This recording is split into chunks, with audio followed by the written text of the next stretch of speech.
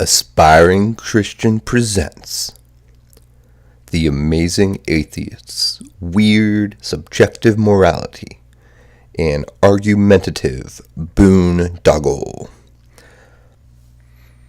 Hello, Aspiring Christian here, and for my first video I'm going to address the Amazing Atheist's response to PragerU. Throughout his video, he kind of misses a point Prager is making, and amusingly enough, seemingly misses that him and Prager are actually of the same opinion on whether or not there is objective morality within an atheistic belief structure. Dennis Prager, believing that God exists, believes that there is objective morality and that if God doesn't exist, there is no objective morality. The Amazing Atheist, believing that God is a notion of fantasy, believes that objective morality is also a fantasy. Further, the Amazing Atheist believes that even if God does exist, there still is no such thing as objective morality. So on a certain level, the Amazing Atheist and Dennis Prager are actually on the same page when it comes to whether or not objective morality exists within a belief structure wherein God does not. And clearly, the Amazing Atheist and Dennis Prager are clearly on a different page on whether or not objective morality exists within a belief structure wherein God does. In this video, I will argue at one point on why objective morality does exist within a belief structure wherein God does exist. However, this video is not to be taken as proof or as an argument for the existence of either God or objective morality. It's merely arguing the points that I'm presenting within the video and nothing more. For the rest of the video, I'm going to refer to the Amazing Atheist as TJ, as that's what he goes by, and then Dennis Prager, I will just call Dennis, because that's his first name, and that makes a lot of sense to me. Characterizes Dennis's argument as just a demonstrably fallacious argument that's... The answer to this question separates Judeo-Christian values from secular values. Not really. Plenty of secular people hold to the idea of there being some form of objective moral truth. Now, I'm not one of them, but they're out there. And further, yes, all these Judeo-Christian faiths do claim to have objective moral truth, but you'll find that they don't actually agree on what those moral truths are. Like homosexuality, some Christians say it's fine, some say it's outright evil. To say that this religion offers an objective moral framework is ludicrous on the face of it, but let's hear more of your argument before I, make such a determination. So first, yes, there are atheists who make a claim that objective morality exists. However, that is not something that has been proven.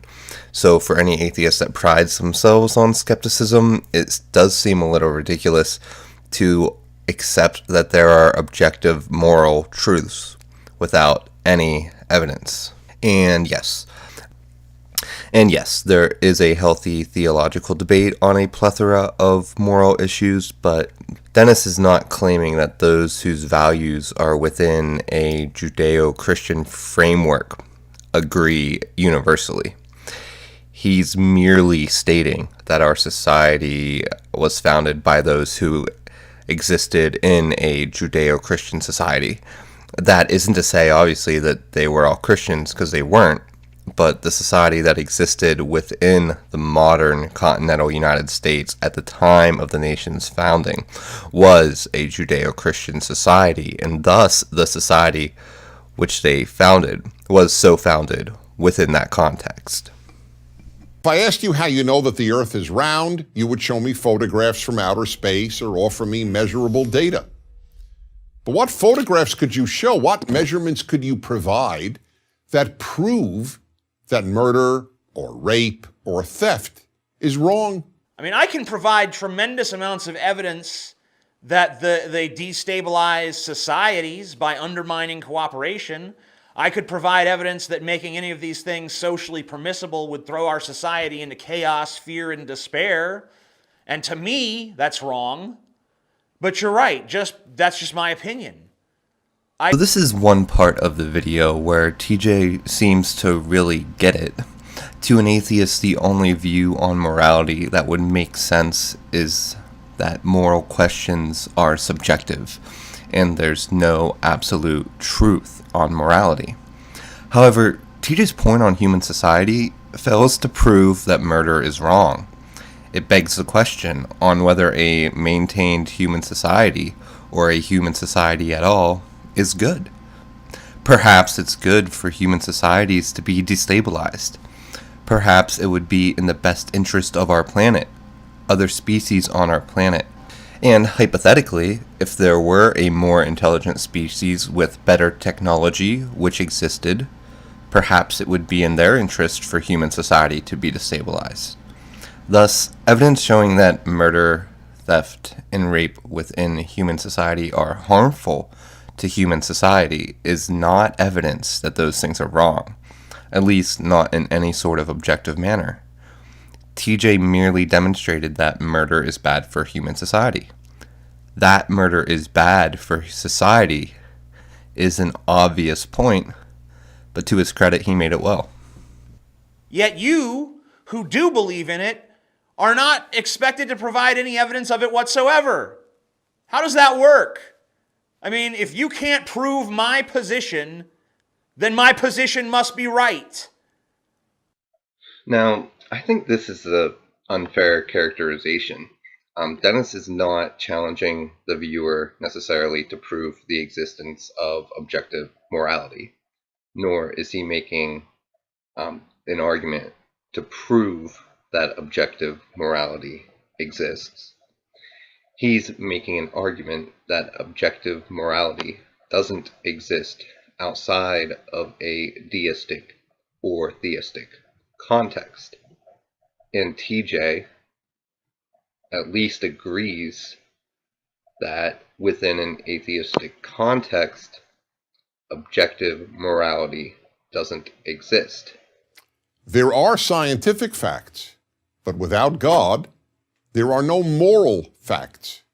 Okay, so show me your measurable evidence of God, and then we'll be squared away, right? Here, TJ appears to be making a huge non sequitur.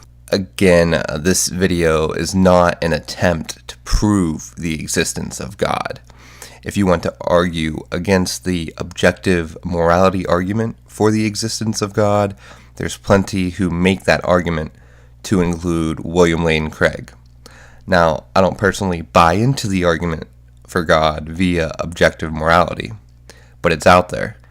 But again, that is not Dennis's argument, which TJ is responding to.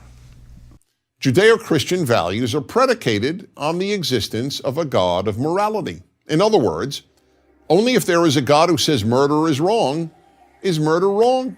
Yeah, but not really.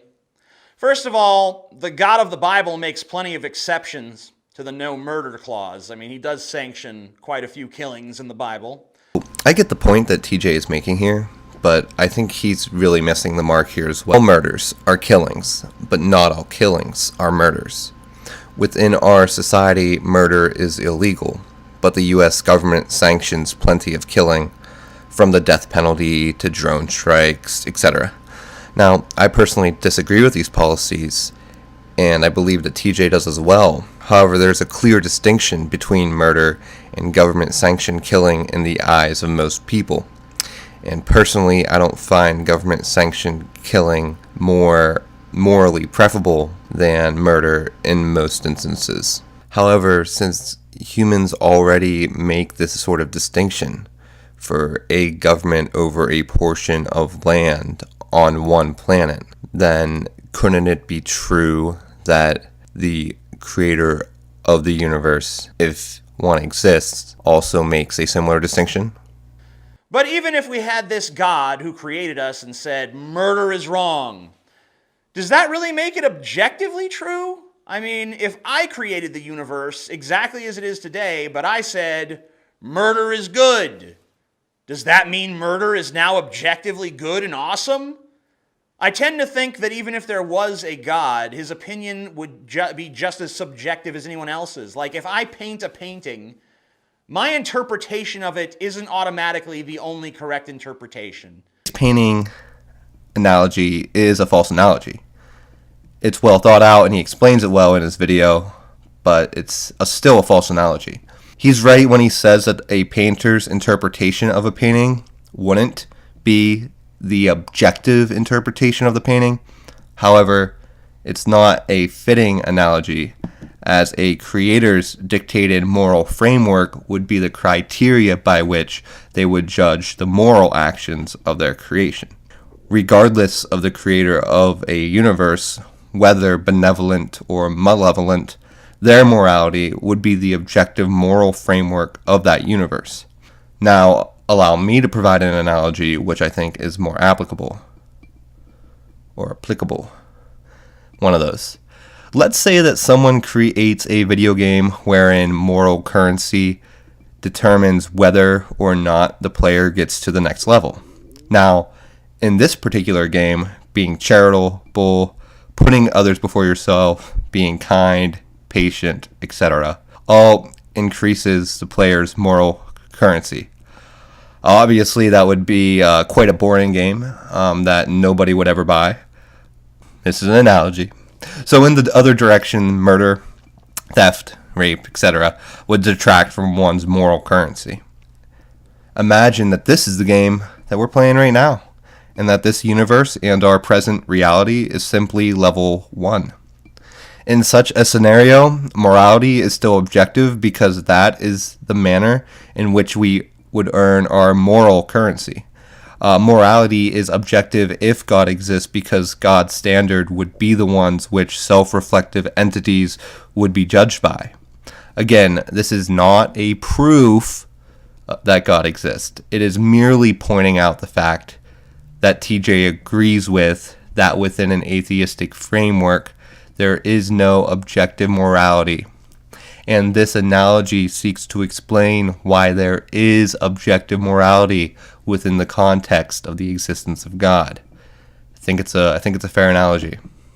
It is also not a coincidence that the first societies in the world to abolish slavery, an institution that existed in every known society in human history, were Western societies rooted in Judeo-Christian values. Religion played a large role in their disgust with slavery. So I'm going to provide some quotes from 3. So let's start off with Abraham Lincoln. I'm sure you've heard of him before.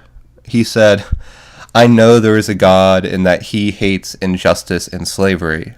I see the storm coming, and I know his hand is in it. If he has a place and work for me, and I think he has, I believe I am ready. I am nothing, but truth is everything. Douglas, don't care whether slavery is voted up or down, but God cares, and humanity cares, and I care. And with God's help, I shall not fail. I may not see the end, but it will come, and I shall be vindicated. And these men find what they have no read their Bibles aright." So William Wilberforce, never heard that name pronounced out loud before, so I don't even know if I'm pronouncing it right. One of the 12 who started the Abolitionist movement in London stated, "A private faith that does not act in the face of a..." John Wesley wrote to Wilberforce on slavery, stating, "Unless God has raised you up for this very thing, you will be worn out by the opposition of men and devils. But if God be for you, who can be against you? Are all of them together stronger than God? Oh, be not weary of well-doing. Go on, in the name of God, and in the power of his might, till even American slavery, the vilest that ever saw the sun, shall vanish away before it." I think regardless of your perspective, metaphysically, that all of these quotes are, kind of profound and inspiring in some way, and they definitely show men with great passions for ending slavery, obviously, and then it reflects that they were motivated, at least to some extent, by their faith. You haven't demonstrated that his opinion would be objective, even if he did exist. Not, but I believe that I have. The PragerU videos are usually like only 5 or 6 minutes long, something like that. He wouldn't have had time to make that argument in addition, I don't think. Or I don't know if he had thought of that argument, or an argument or some sort to do so. I don't know. But anyway, if someone has a counter argument to my point on this one, I'm up for debating it. I'll debate anything for fun. I like debating. You haven't demonstrated that it makes any difference if it is objective. You haven't demonstrated that God is the only possible source of objective morality. If my fictional floobity-doobity don't reel, then my magical skibbity-gibbity don't reel. So I gotta believe! So again, there is no so therefore I've got to believe, or so therefore God is proven, or anything of the kind. There is no therefore part of the PragerU video except for the end with him stating that the death of Judeo-Christian values should frighten people. However, the threat that people should be fearful of isn't fully clear, and I do think that Dennis is overstating the case on there being a threat. The ultimate point of the video is the stated fact at the end. So if you made it this far, please like or dislike the video. If you dislike it, please let me know why. If there's a point I made that you disagree with, please provide a counter argument of some sort. And subscribe if you'd like to see more content. Anyway, subscribe if you'd like to see more content, as I'll be making one video a week and most likely posting them on Saturdays because I have a full-time job and I procrastinate, but I can commit myself to one video a week. I can do that much. Anyway, thanks for watching. To the believers, God bless, and to the non-believers, enjoy the rest of your day. Thank you.